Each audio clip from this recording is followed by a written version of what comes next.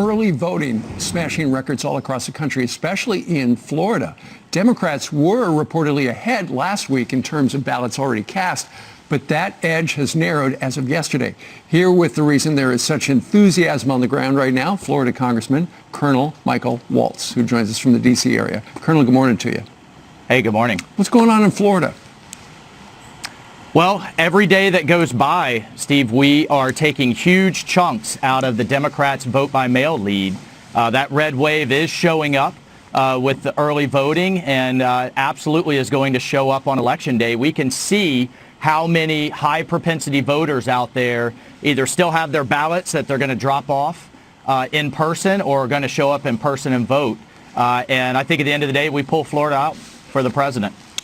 Of course, the president would like to see everybody show up to vote in person a week from today because, and one of the reasons is, when you vote by mail, there are a lot of variables because there's no election worker right there to say, hey, you didn't do this right. Instead, you're signing it, you hope in the right place, you thought that was the right place, and then you put it in the mail, and then there's always a possibility the post office, which is really pretty good at delivering the mail, often a couple of percent every out of 100, those letters don't wind up getting where they're supposed to be. Yeah, that's right. I think looking back on this, the Democrats may regret shifting so much of their voters into vote by mail early.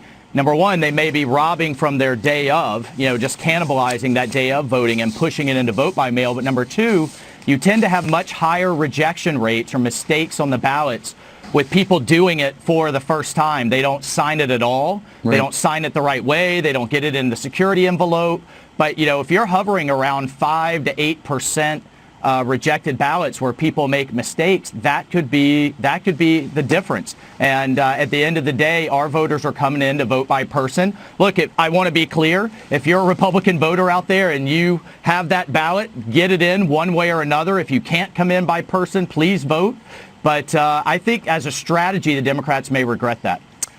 There's something else that people are regretting right now, and that is there's an item in the New York Post that talks about how currently, according to Google Trends, the question, can I change my vote, is trending.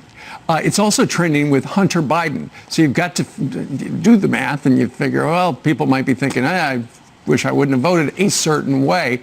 Of course, the requirements vary state by state, but nonetheless, for people this late in the game to be thinking, how do I do it? And apparently it is possible in certain states. That says something about the people who've already cast those ballots. Yeah, look, you could change your mind. If it's legal in your state and you want to change your mind, you can do it. It's not in Florida, but it is in Pennsylvania and Michigan, Wisconsin, Minnesota.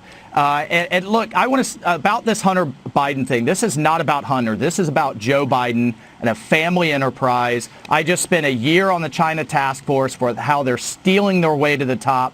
And what I'm worried about is, yes, the billions of dollars that came in under the Biden family control, but then what it's investing into key technologies that can also be used by the Chinese military, and did they use those their influence to get around some of those safeguards? So I think there's still a lot to learn, but between that story, Amy Coney Barrett, the debate where the president just truly laid out what he's gotten done and how much he's gotten done, that he's an outsider getting results, and the rallies that the president's doing 3-4 a day while Biden is sitting in his basement.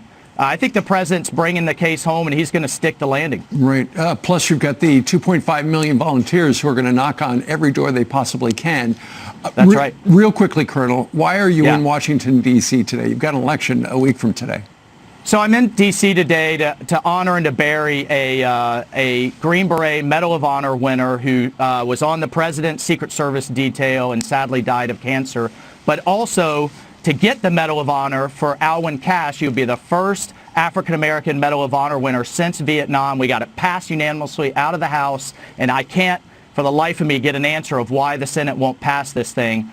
The family's been waiting for 15 years. They shouldn't have to wait another day, and I hope we can get this done, get it on the president's desk, and get this award to the Cashe family. They're Floridians, and they are absolutely deserving. He burned alive, Steve, while saving his men in Iraq. I read his story. He was quite a hero. It's extraordinary.